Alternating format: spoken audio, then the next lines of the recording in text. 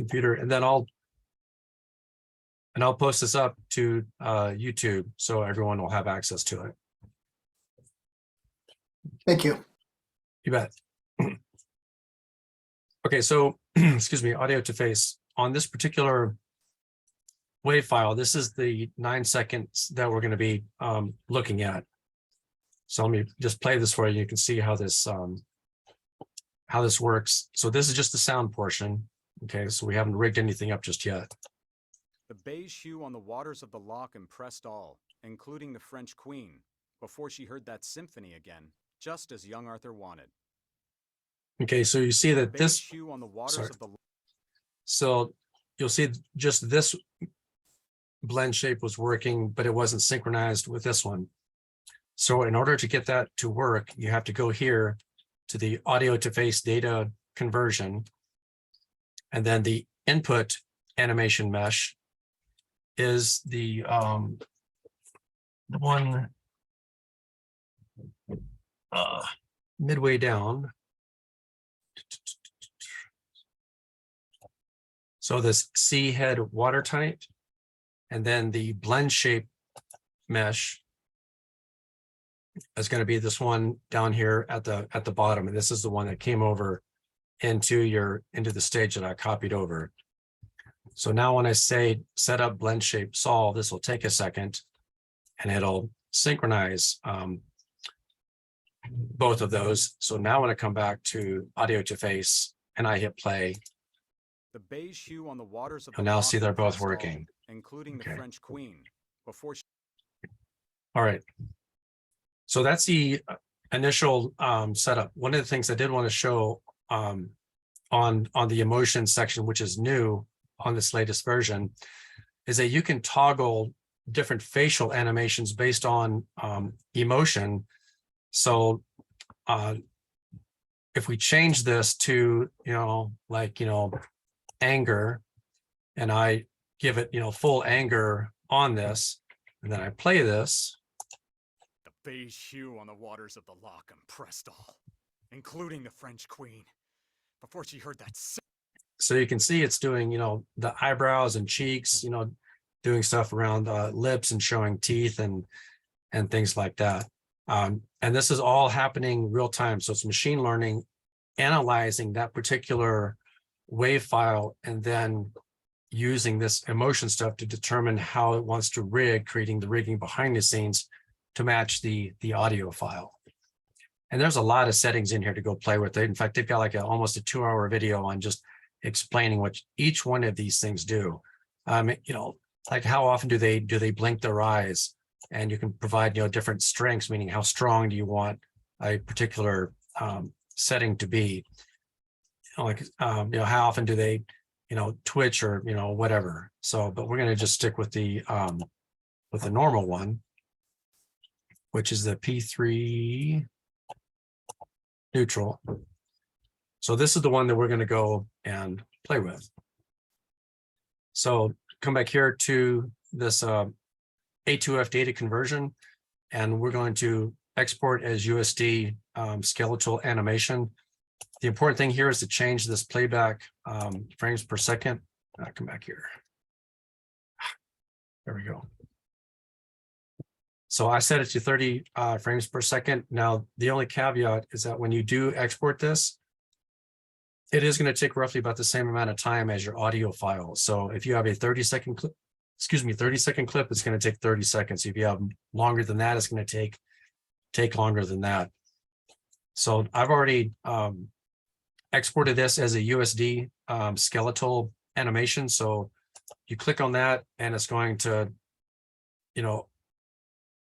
give you a chance to, export that out. Once that is exported out, the only thing you're going to need to know is the location of your audio file. So, and they use this really, long path, but, if you use your own WAV file, you can pick your own path to where that lives.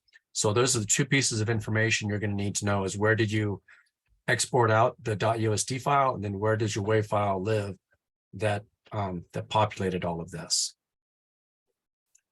Okay, so that's audio to face now using audio to emotion. And like I said, there's a lot more in here that you can go look at and play with. It's actually quite a lot of fun. It just takes a little bit of time to pick this up. All right, so any questions or comments before we leave this section? If you're recording your own audio, do you just select it from a drop down after you record it, or how would you? And you don't have to go into that very much right now, but we're looking at kind of pre-recorded stuff at the moment, right? Right. So if you wanted to use your own audio, you'd have to pick the root path of it, and then what is the actual track name. And so when you give it the root path, then it'll check that path and it'll resolve, okay, what wave files can you select from? So you give it the path and then give it the track. Thank you. Yep. All right, so that's NVIDIA audio to phase. So, sorry, real quick, you mentioned first off that you were thinking about upgrading your card. I recall actually downloading the software a while back, but didn't use it because I think I had an issue with the current video card. So is there a specific card that this software will work with? Only that it needs to be an NVIDIA RTX class. Okay. I've got an older GeoForce 980, but it doesn't meet the minimum requirements for that. So it looks like we got one more person joining.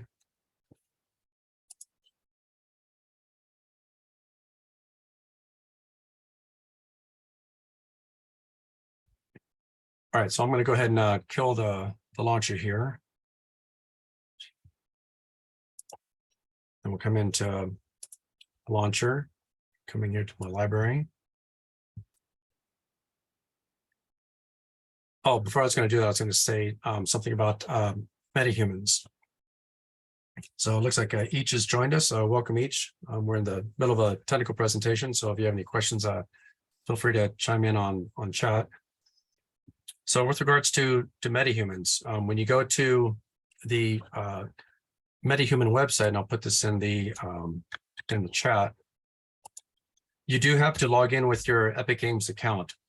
Once you do that, then it will spin up a resource for you to go play with MetaHumans. There's other courses related to how to create a MetaHuman. There's a lot. It's a lot of fun to it, but just realize that it's going to take some time to learn the interface and be able to do things with it. Once you save a MetaHuman, it's going to take time to bring that into the game engine. So I've already done that ahead of time just because it's got to compile shaders, and that's very time consuming to actually do. And I'll mention the steps for that. But when you go to the website using your Epic Games account, you can log in, they'll spin up some resources, you can create your own MetaHumans, and you can save them. And then when you launch your project or create a brand new 5.0 project. So this one is just going to be a blank, no starter content. I didn't import anything in here. This is just trying to, get this to work under 503. So this particular MetaHuman that I've imported, he's one of the default characters. They have over 150 characters. This one is called Christopher. And so I just took some defaults of him, and let me be sure I open the right level. Christopher.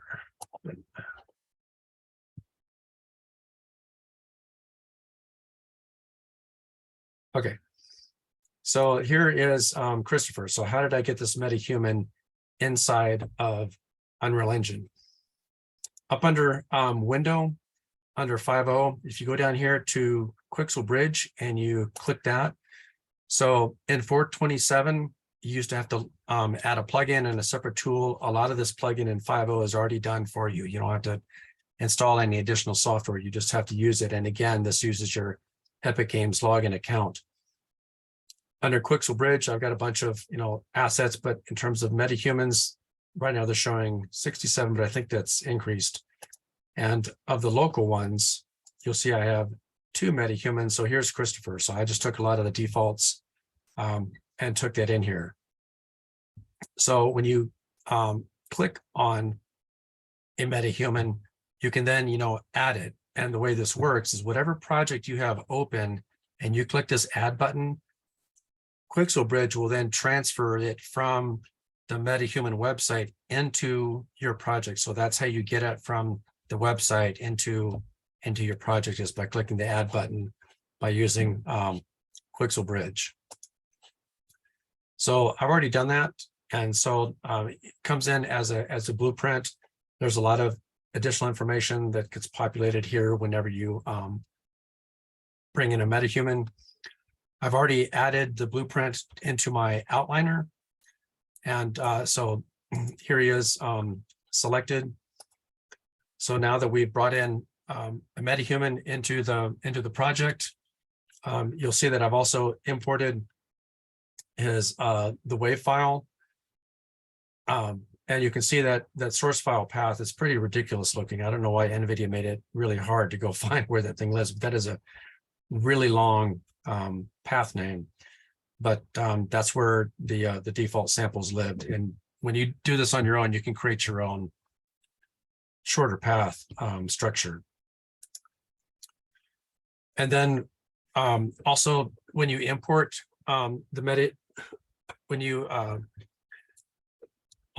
so that comes in, and it's just right clicking on in your content browser, and let me get this out of the way.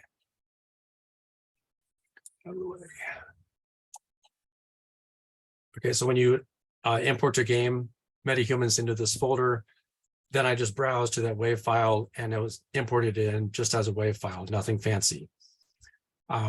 When you need to also, I did miss one piece of software. I'm sorry about that. There is another piece of software called the Omniverse connector, and you must have the Omniverse connector in order to export from Omniverse audio to face or anything from the Omniverse into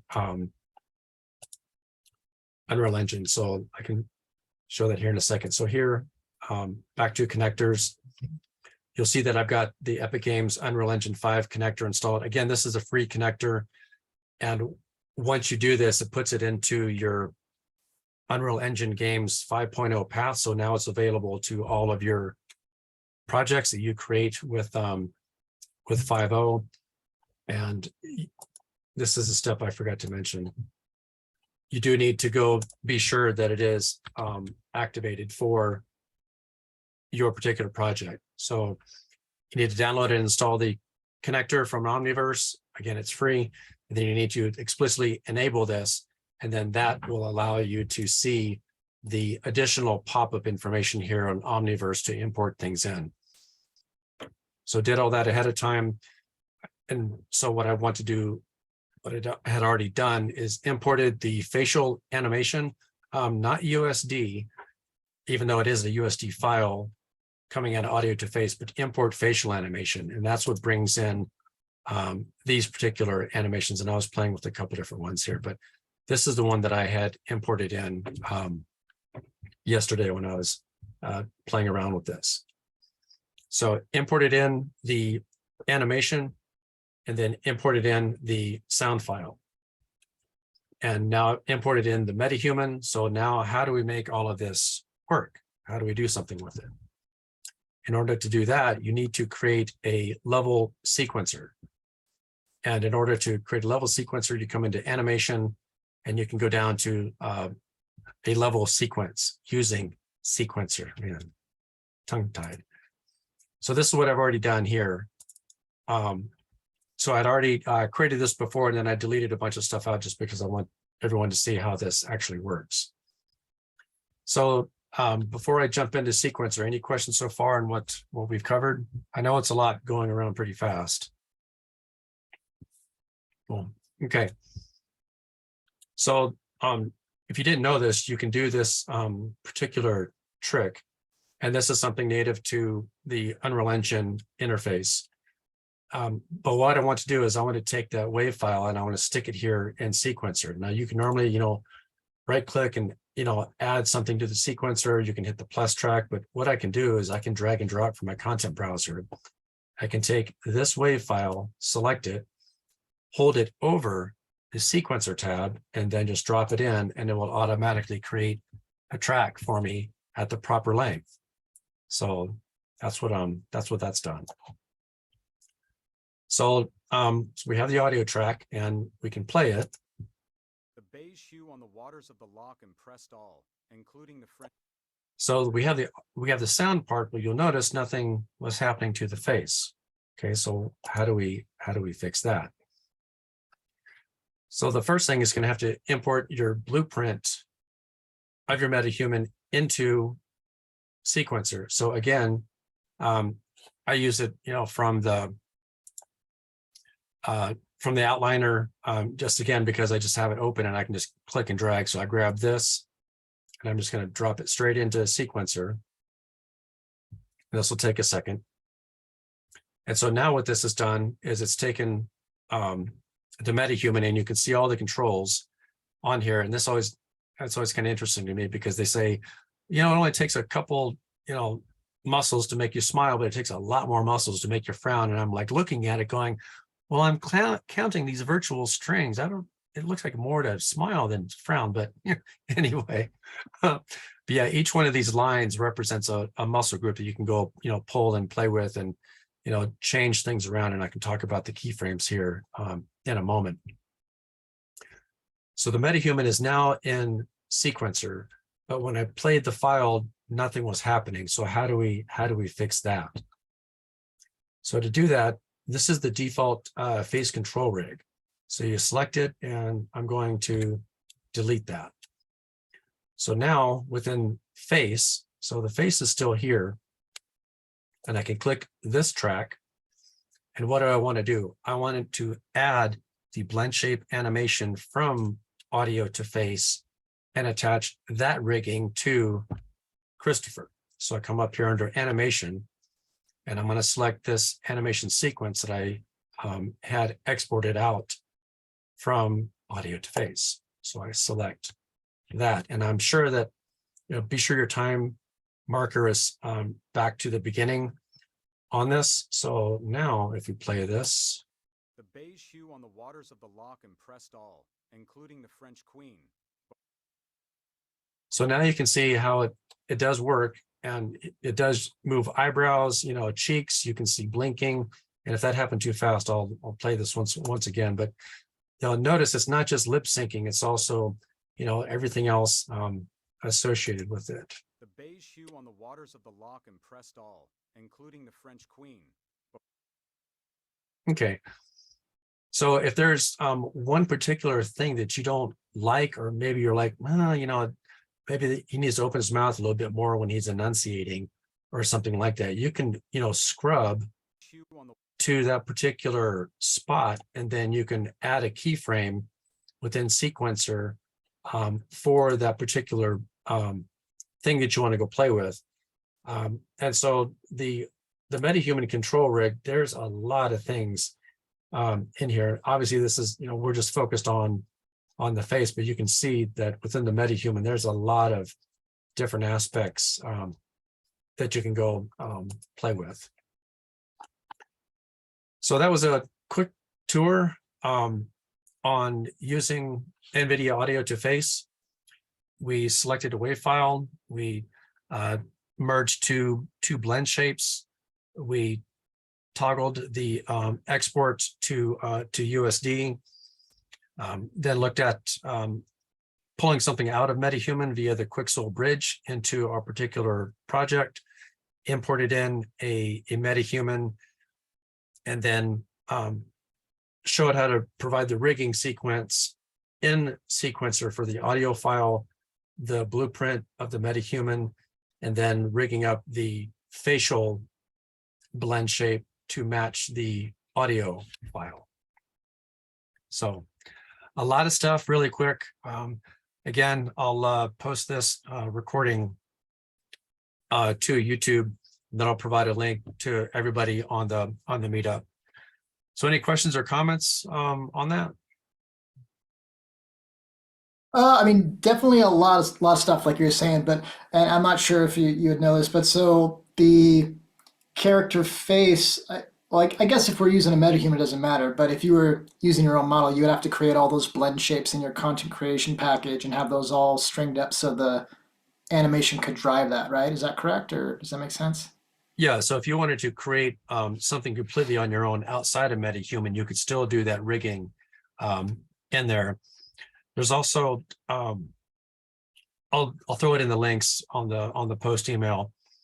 But yeah, in the meetup from just a little bit ago from Kovar, the virtual reality meetup, there was a link that I showed how you can create your own MetaHuman based on you. And so it really takes, somebody else, holding a very steady camera around you, going around your head, and you can't blink, you can't twitch. You got to be like, still as a statue for, several shots. And then you can use the reality capture software, and reality capture is another piece of software that Epic Games has purchased. It's used for three-dimensional scanning of real-world objects. And so they used how to use that software with a ton of capture images. So if you wanted to make a MetaHuman of you, and then you can import that in, you could, if I have a hair loss problem, I can add myself some more hair. Or if I want to look like an older me, far more gray, things like that. So yeah, you can pull stuff in that doesn't that wasn't created within MetaHumans to do some of the stuff on your own. So yeah, provides a lot of flexibility, much more than what's ever been done in the past. And what's really cool is, I'm not an animation designer, or I don't do this for a living, and yet I was able to thrash around and figure this stuff out over time. So point is, a lot of hobbyists now have literally hundreds of thousands of dollars worth of tools and technologies at their disposal to play with and go do some neat, cool, fun things with it. So, and it's all free. If you, Love free. if you do have that link for the reality captured workflow that you're able to find, that would be great to paste in as well. But yeah, it's great to know. Thank you. Mm-hmm. So any other questions or comments?